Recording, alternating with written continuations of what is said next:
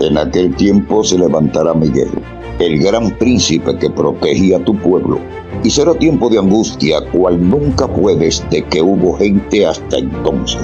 Pero en ese tiempo será librado tu pueblo, todos los que se hallen escritos en el libro.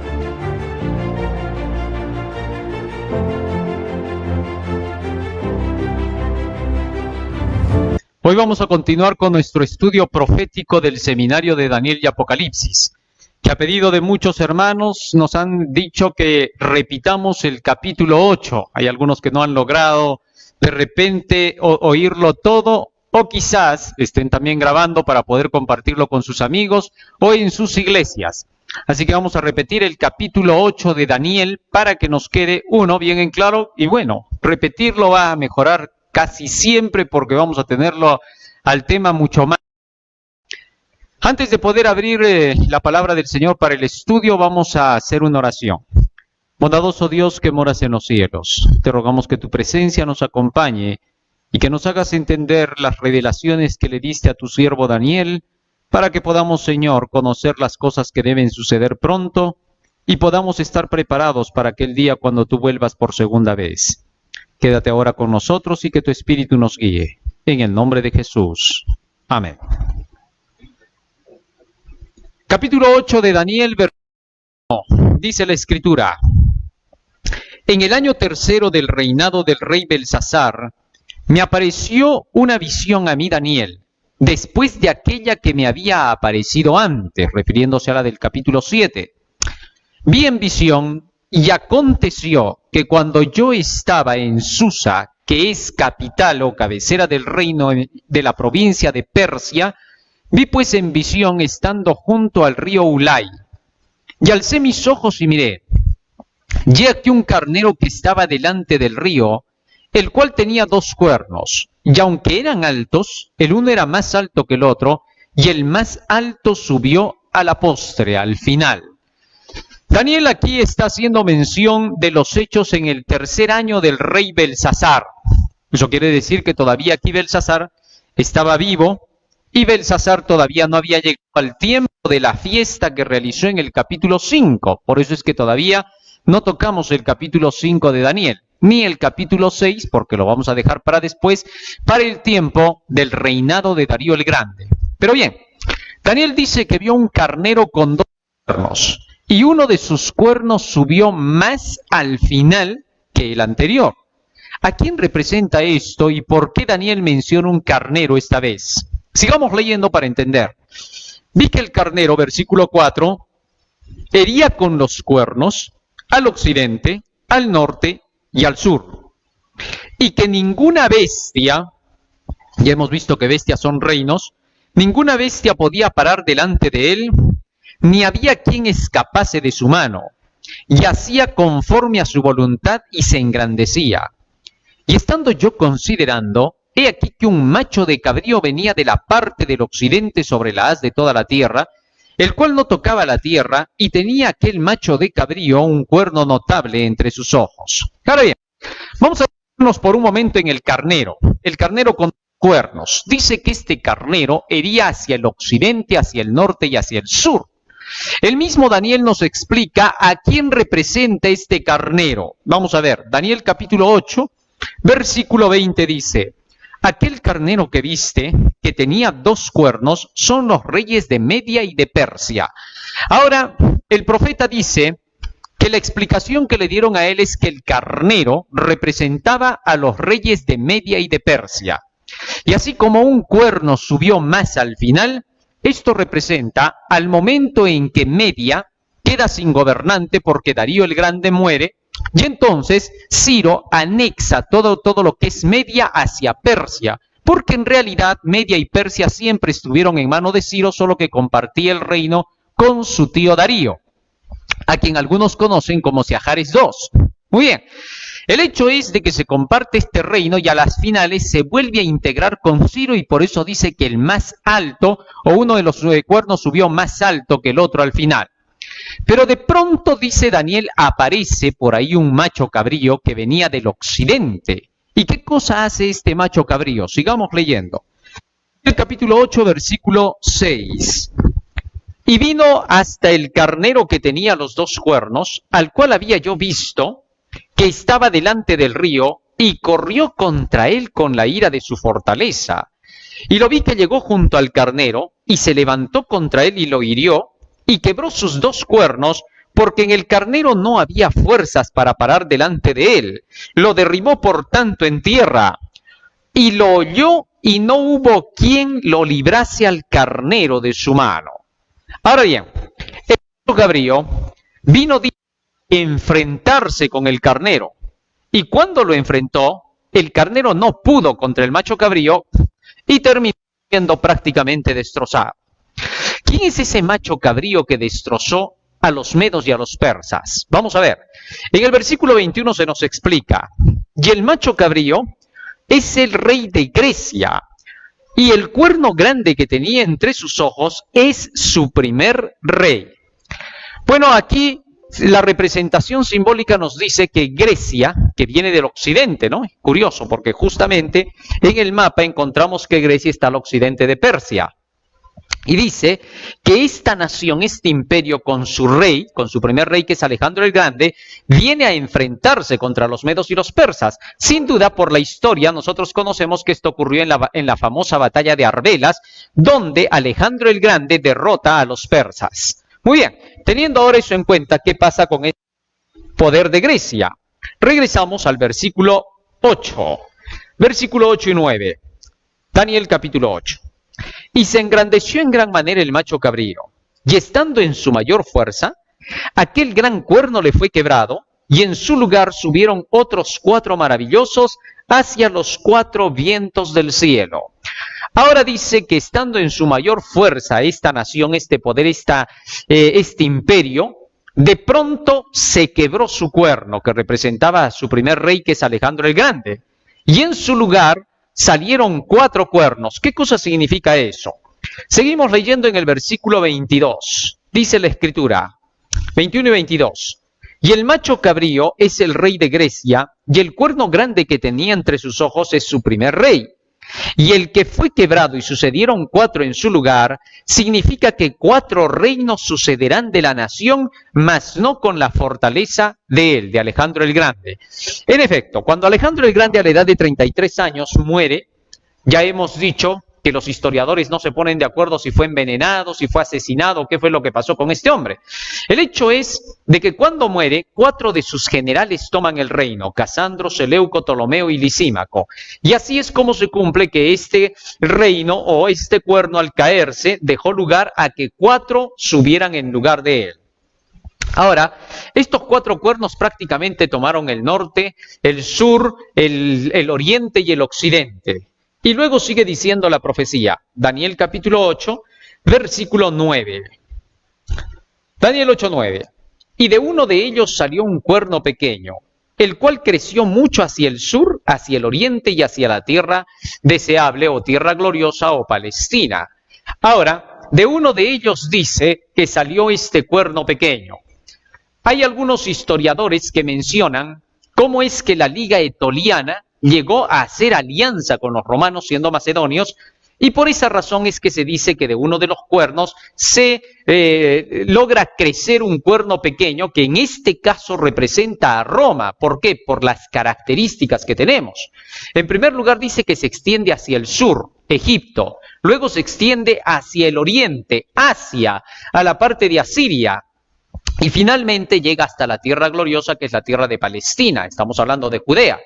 Ahora, más aún, también de uno de los cuernos de Ptolomeo, de los Ptolomeos, se ve una alianza con Roma en los días de Cleopatra, cuando Julio César se une en matrimonio con Cleopatra y entonces forma alianzas, y es desde ese entonces que se ve que empieza a fortalecerse más y más Roma por el apoyo que ahora tenía de Egipto. Pero eso no es todo. Ya en los días de Marco Antonio, cuando Marco Antonio se casa con Cleopatra, Octaviano termina destruyendo a los dos y anexándose por completo con gran parte de Egipto. El hecho es de que Roma está mencionado aquí como el cuerno pequeño que continúa de Grecia.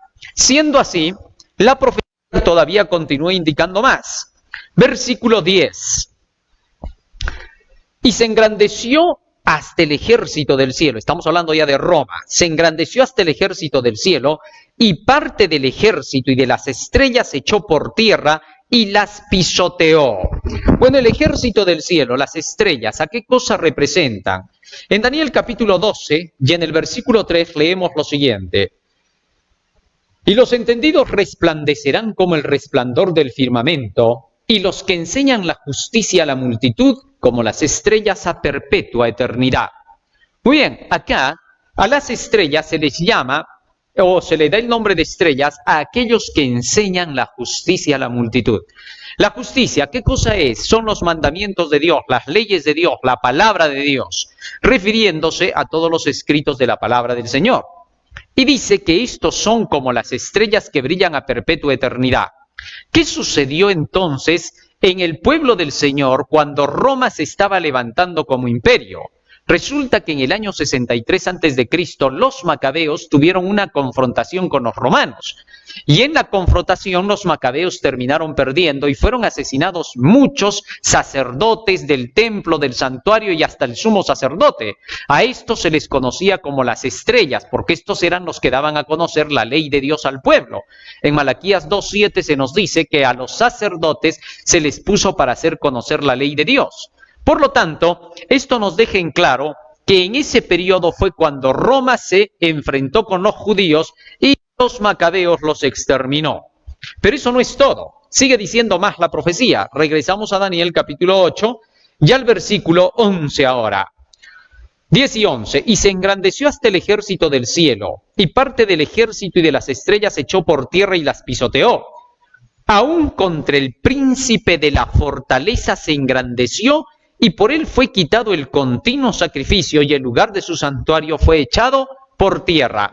¿Qué significa esto?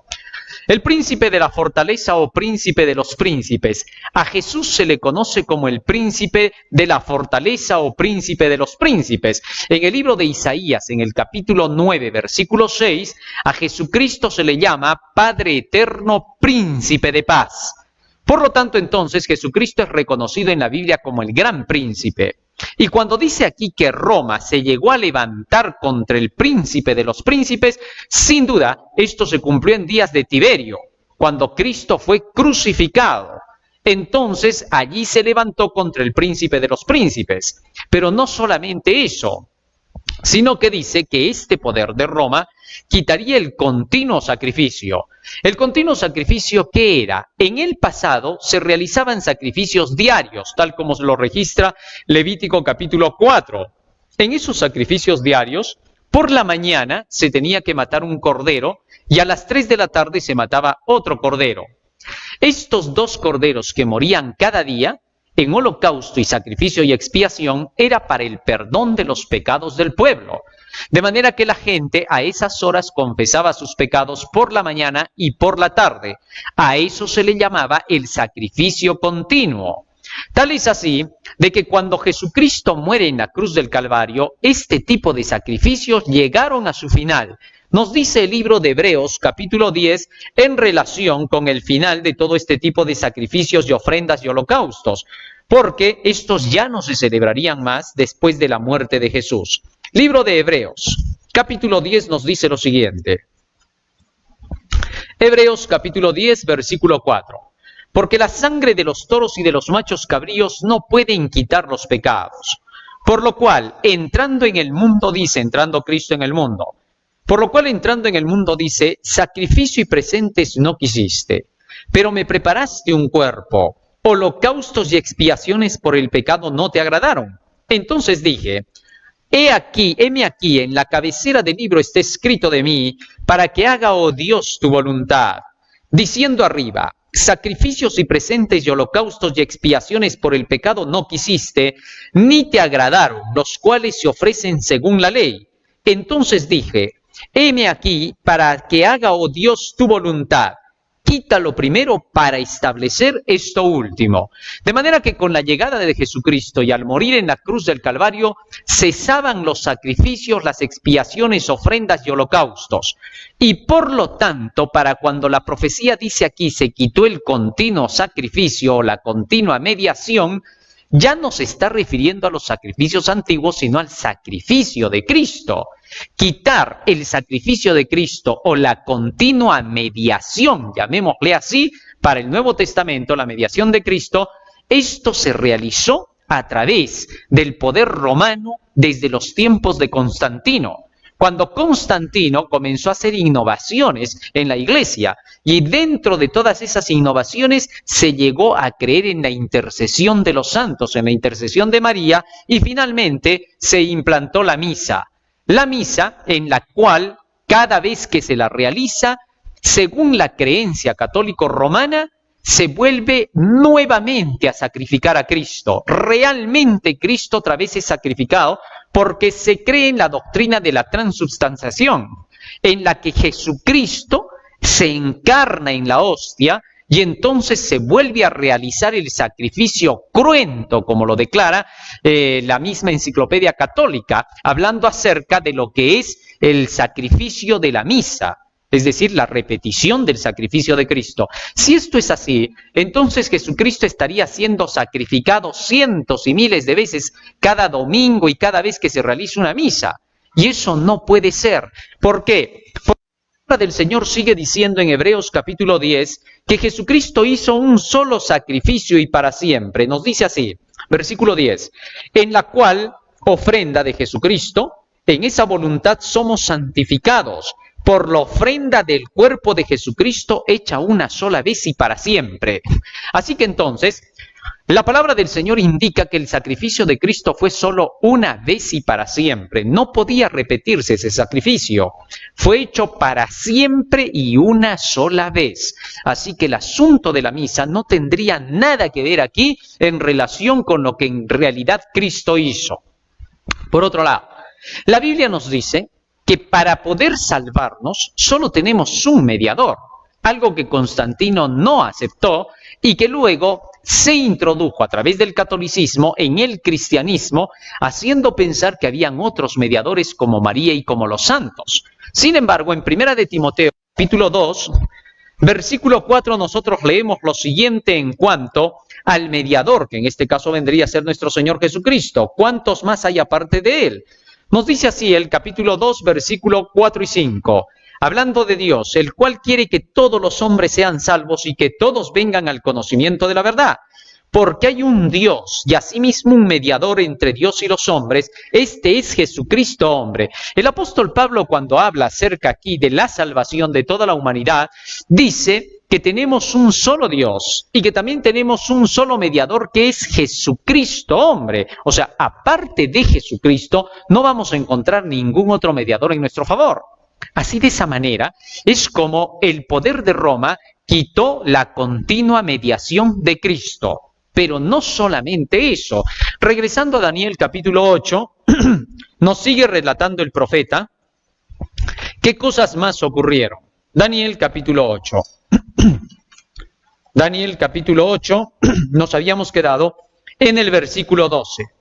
Dice, aún contra el príncipe de los príncipes se engrandecerá, y por él fue quitado el continuo sacrificio, y el lugar de su santuario fue echado por tierra. ¿Qué cosa significa que el lugar del santuario fue echado por tierra? En el santuario celestial, Jesucristo intercede por nosotros, a través de su sangre derramada en la cruz del Calvario. Tal es así que nosotros, para poder pedir el perdón de nuestros pecados, solo tenemos que confesarnos en el nombre de Jesucristo y por su sangre directamente a Dios para ser perdonados por los méritos de Cristo. Es así como Jesús enseñó, que todo lo que le pidamos al Padre lo pidamos en su nombre. Pero resulta que cuando se quita la forma de mediación de Jesús directa, se empezó a enseñar que nosotros teníamos que ir a confesar el pecado a través de seres humanos, para que los sacerdotes de la iglesia pudieran confesarnos, recibir nuestros pecados en ellos y ellos absolvernos de pecado. Sin duda, esto no es bíblico, porque la palabra del Señor enseña que nuestra confesión del pecado tiene que ser directamente a Dios y en el nombre de nuestro Señor Jesucristo. Primera de Juan capítulo 2 versículo 1 dice, hijitos míos, estas cosas os escribo para que no pequéis. Y si alguno hubiere pecado, abogado tenemos para con el Padre, a Jesucristo el justo. O sea, según las Santas Escrituras, nosotros tenemos un abogado mediador cuando vamos a orar directamente a nuestro Padre Celestial. Y tenemos que ir confesando nuestros pecados a Dios por el nombre de Jesucristo. En el libro de los Salmos, en el Salmo 32, también se hace mención de cómo es que tenemos que ir directo a Dios. Lamentablemente, durante la Edad Media, la Iglesia católico-romana, a través de este poder de Roma de quien estamos estudiando, del Cuerno Pequeño, hizo varios cambios hasta el punto en que se enseñó que tú no podías irte a confesar directamente a Dios porque era un sacrilegio. Tú tenías que ir a través del magisterio de la Iglesia, a través del sacerdocio.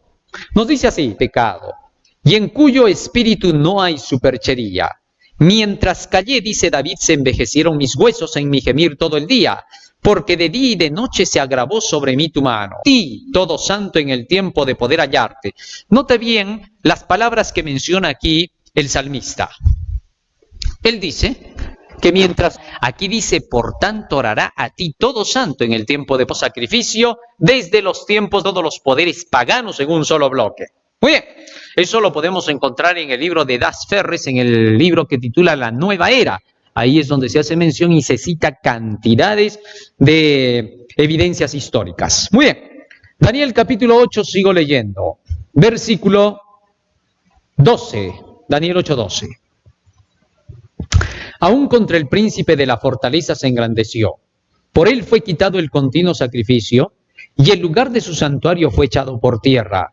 Y el ejército, otra vez el pueblo de Dios, los creyentes de Dios, le fue entregado a causa de la prevaricación sobre el continuo sacrificio. ¿Qué estaba pasando acá? Resulta que los fieles de Dios comenzaron a reclamar por esto que se había quitado la mediación de Cristo e iban predicando el mensaje de que solo el mediador es Jesucristo y el Salvador es Jesucristo. A este mensaje se le conoce con el nombre de la justificación por la fe. Empezaron a declarar estos grandes reformadores este mensaje. Reformadores como ¿quién? Como Juan Wycliffe, Hus, Jerónimo, Zwinglio, Calvino, Lutero, Tyndale, Baxter. Bueno, todos estos grandes reformadores sacaron a luz la Biblia y la presentaron y demostraron a través de ella que el único mediador que teníamos para poder alcanzar la salvación se llamaba Jesucristo, mientras que la Iglesia presentaba a otros mediadores y otras formas de salvación, tanto que llegó a existir el asunto de las indulgencias, en las que tú podías pagar con dinero y comprarte un terreno en el cielo y la vida eterna. Entonces se estaba enseñando que la salvación era por obras. La gente llegó a pensar que por regalar iglesias, por hacer penitencias, podía alcanzar la salvación. Y dejaron de lado la idea verdadera de que la salvación se alcanza por confesar nuestros pecados a Jesucristo y apartarnos del mal obedeciendo los mandamientos de Dios. Una lucha de santificación que dura toda la vida, que en medio de golpes, caídas y levantadas, tú llegas a vencer tus pecados hasta que finalmente puedes entrar por los portales de gloria. La muerte de Jesucristo acredita la posibilidad de la obediencia a la ley. Tal es así que mientras tú obedeces la ley, en los momentos que cometieras errores, Jesucristo lo cubre con su sangre, pero hasta que tú puedas vencer, el propósito es vencer, no quedarse allí. Hay luchas de cada quien individuales que se llevan a cabo en esto. Cada quien hará su propia lucha con la ayuda de Dios y con sus propios esfuerzos para que la gracia del Señor, que es su palabra, pueda hacer la transformación en su vida. Roma enseñaba otra cosa. Roma enseñaba que tenías que hacer penitencias, sacrificios, todo tipo de buenas acciones llamadas así por la Iglesia para que tú pudieras llegar a expiar tus propios pecados cumpliendo con los sacramentos que ella te obligaba. Esto no enseña la Biblia. La Biblia te enseña algo muy distinto, que simplemente sigas los lineamientos que te da la palabra del Señor, que confieses tus pecados y que te apartes del mal con las enseñanzas de la palabra del Señor que te está santificando. San Juan 17:17 dice, santifícalos en tu verdad, tu palabra es la verdad. Y todo esto que acabo de mencionar se llama justificación por la fe. Muy bien. De manera que entonces, Mientras el pueblo del Señor iba predicando esto de la justificación por la fe, Roma iba predicando la justificación por obras, y a causa de eso se desató la persecución contra los cristianos. Y ahora dice aquí, el ejército le fue entregado por causa del continuo sacrificio. Y luego sigue diciendo más. Y el ejército le fue entregado a causa de la prevaricación sobre el continuo sacrificio. Y echó por tierra la verdad e hizo cuanto quiso, y le sucedió prósperamente. Ahora, a causa, dice, de la prevaricación sobre el continuo. Prevaricación, ¿qué cosa significa? Cuando vamos al diccionario encontramos que la palabra prevaricación significa que algún magistrado llega a desobedecer las mismas leyes que establece y finalmente pone leyes injustas en su lugar. Eso lo podemos buscar en lo que es significado de prevaricación. Cuando los que son gobernantes, los que se supone que manejan las leyes, ellos mismos las pisotean y, para colmo, crean nuevas leyes injustas. Bueno, eso estaba sucediendo. Ya desde el Antiguo Testamento se vieron cosas como esas entre los judíos. Cuando Jesucristo llegó al mundo, se encontró que se habían hecho nuevas leyes, leyes injustas, pisoteando las leyes establecidas por Dios, y esto por parte de los dirigentes del pueblo. Nuevamente, en la Edad Media volvemos a ver eso en Roma. La Iglesia Católica Romana comenzó a crear sus propias leyes, el catecismo. Hizo de lado la Biblia y puso la tradición como lo hicieron los judíos. Y al hacer esto han creado mandamientos de hombres. Y al llevarse a cabo las enseñanzas de obedecer a esos mandamientos, los líderes de dicha iglesia cometen prevaricación contra Dios. Ellos mismos son los que deberían defender las leyes de Dios y hacer que el mundo las obedezca, pero contrario a eso, vemos que se hacen nuevas leyes distintas a las de Dios y todavía se hace que se quiera obedecer esas leyes. Pero eso no es todo. Aquí sigue diciendo, por la prevaricación sobre el continuo, por haber defendido la mediación de Cristo, según lo que enseñan las leyes de Dios en la palabra, y echó por tierra la verdad. La verdad. En la Biblia se menciona la verdad con tres cosas. La primera, Salmo 119, versículo 142. En Salmo 119, versículo 142, la Biblia dice que la ley es la verdad, los 10 mandamientos. De manera que cuando dice que pisoteó la ley, quiere decir que atacó a los 10 mandamientos. Todo comenzó con Constantino cuando hace el cambio en la ley que ya hemos estudiado en el tema anterior de Daniel capítulo 7. Y en ese cambio de la ley se quita el segundo mandamiento y se cambia el cuarto mandamiento de tal manera que se lo pasa ahora a ser el quinto. Así se quitó el mandamiento que prohíbe la idolatría y se quitó deliberadamente el mandamiento que manda guardar el día sábado del Señor. Y se puso desde esa vez en vigencia el reposo del día domingo. Así es como se estableció una ley dominical en contra de la ley de Dios. Para el año 538, Roma religiosa, Roma católica, hace lo mismo. Tal es así que el mismo Juan Pablo II en el año 2000 reconoció el antisemitismo y la persecución aún contra los judíos porque simplemente guardaban el Shabbat antiguo. Y a cualquier persona que guardaba el Shabbat en la Edad Media se le catalogaba como que fuese judaizante y por lo tanto merecedora de la Inquisición. Durante esa época fueron asesinados 68 millones de personas, que hasta el día de hoy se tiene casi en estadística, porque deben de ser muchos más de los que nunca se han encontrado, a causa precisamente de haber querido servir a la ley de Dios. Pero no solamente eso, San Juan capítulo 17, versículo 17, declara, santifícalos en tu verdad, tu palabra es la verdad. O sea, toda la Biblia también es la verdad, desde el Génesis hasta el Apocalipsis. ¿Por qué? Porque la Biblia es el desarrollo de la ley de los 10 mandamientos. Y la ley de los 10 mandamientos es toda la Biblia sintetizada. Así que entonces toda la Biblia es la verdad, todas las enseñanzas de Cristo son la verdad.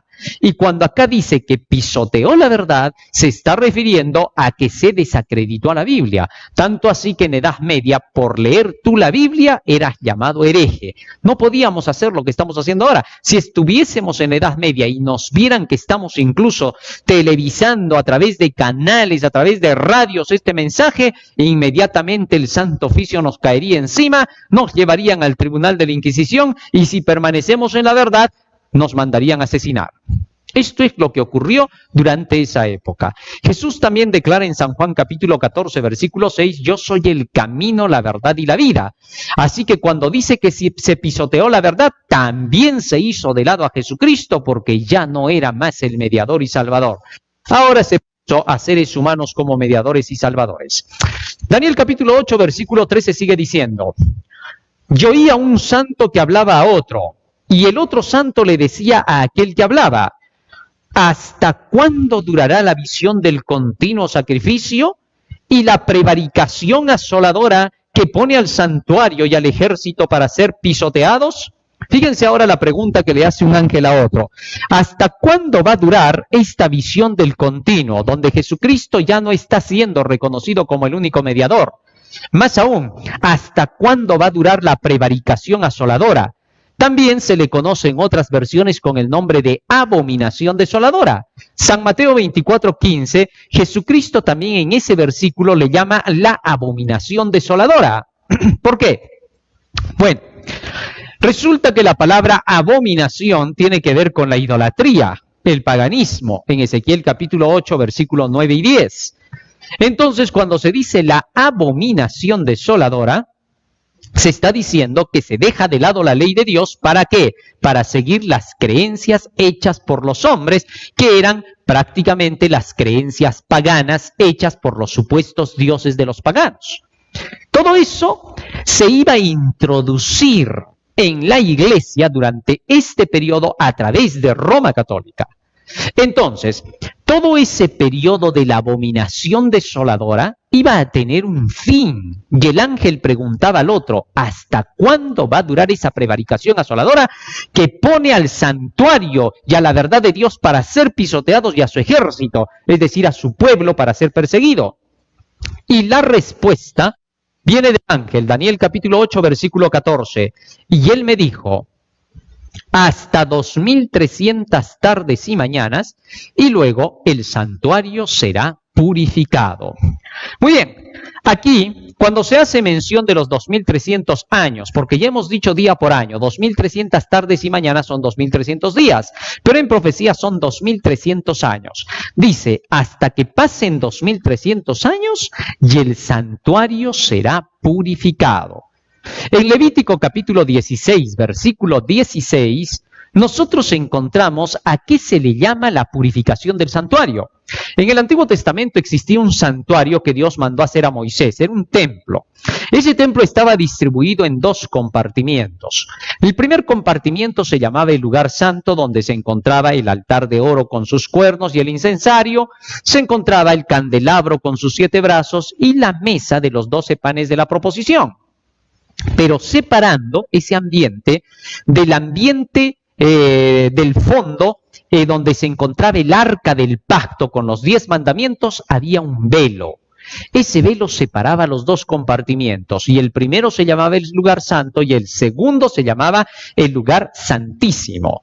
En el lugar santo se hacían los sacrificios diarios. ¿Cómo así? Cuando se mataba un corderito por el perdón de los pecados del pueblo, o el sacrificio diario mencionado hace un momento como el continuo, donde se mataba un animalito en la mañana y otro en la tarde, estos en la parte del patio eran degollados y su sangre se llevaba al interior del lugar santo en una jofaína, donde se asperjaba la sangre en el velo del santuario para el perdón de los pecados.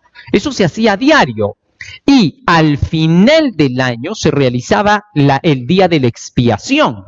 Y en ese día de la expiación, el sumo sacerdote entraba primero al compartimiento del lugar santo, de donde recogía el incensario, y luego pasaba el velo hasta el lugar santísimo, donde se encontraba el arca del pacto, y allí asperjaba la sangre sobre el arca del pacto para el borramiento de los pecados de todo el pueblo que se hubiera arrepentido en ese día, puesto que la orden que se daba es que ese día todos debían arrepentirse, y los que se arrepentían eran librados de sus pecados.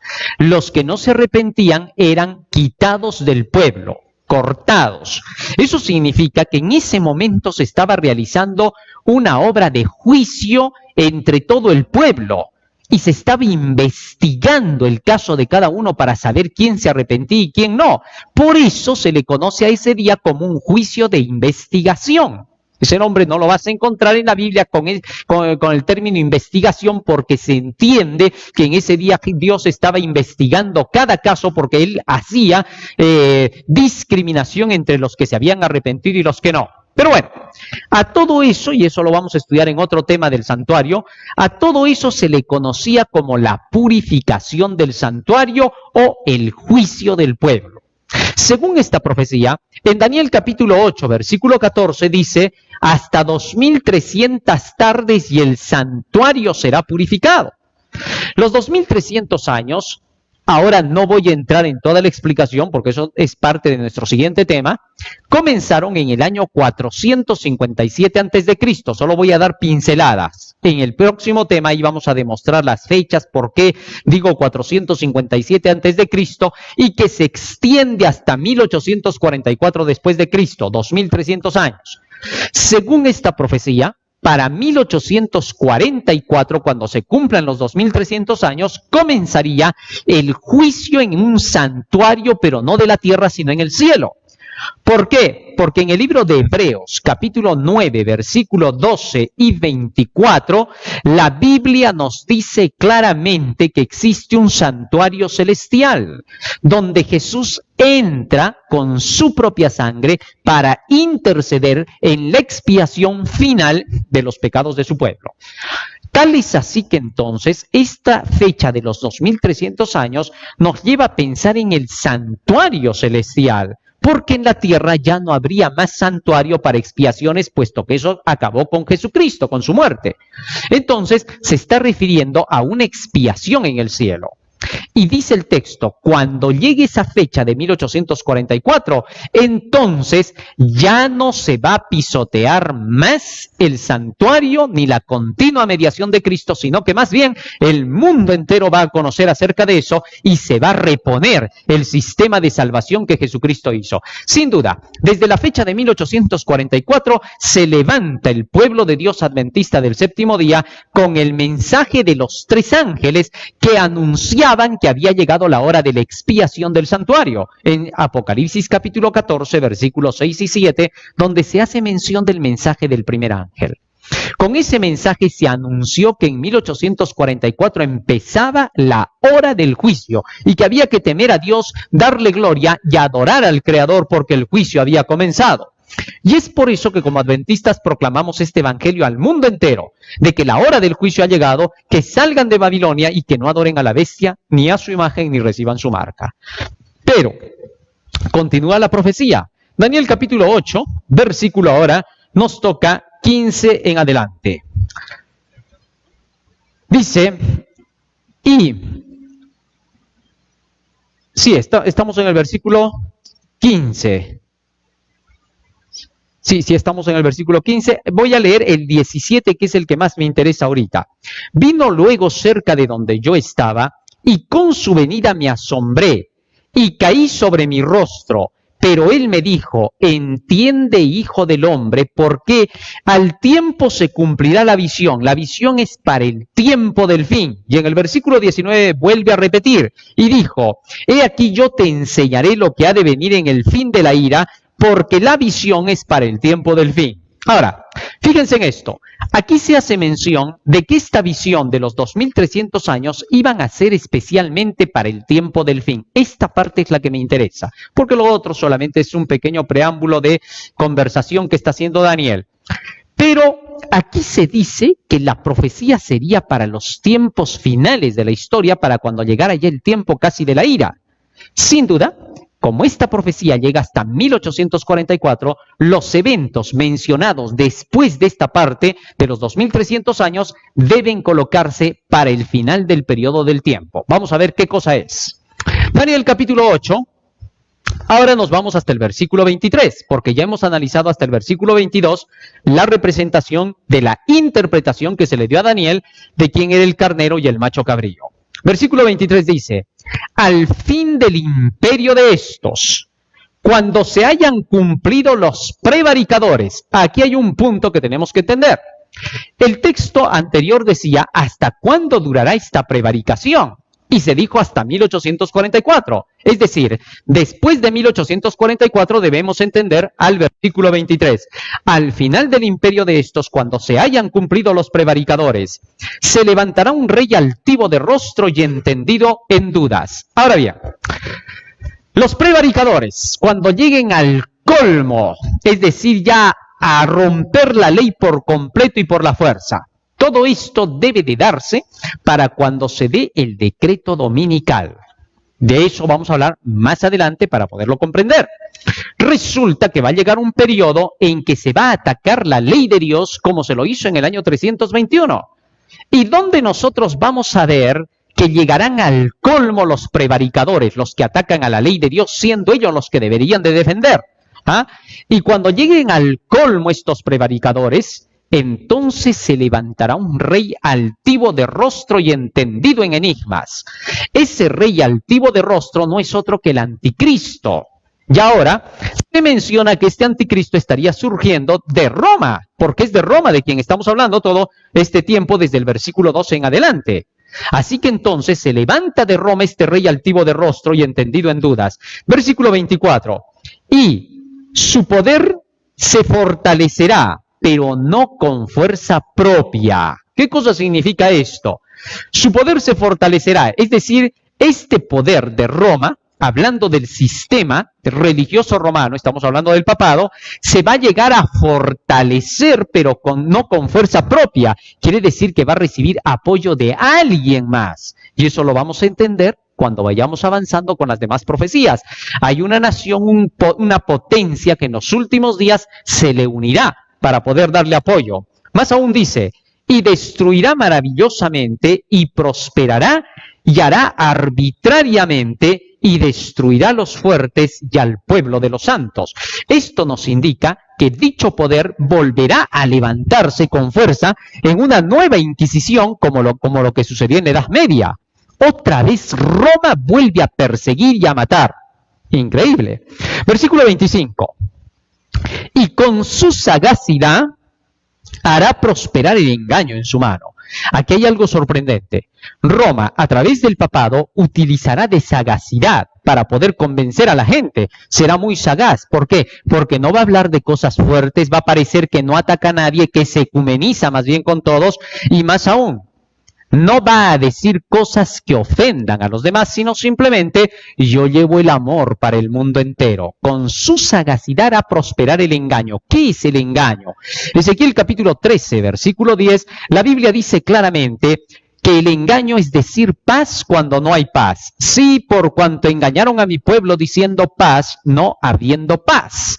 De manera que entonces, cuando dice acá, con paz destruirá a muchos, con ese engaño, será para simple y llanamente lograr las alianzas político-religiosas para el final de la historia.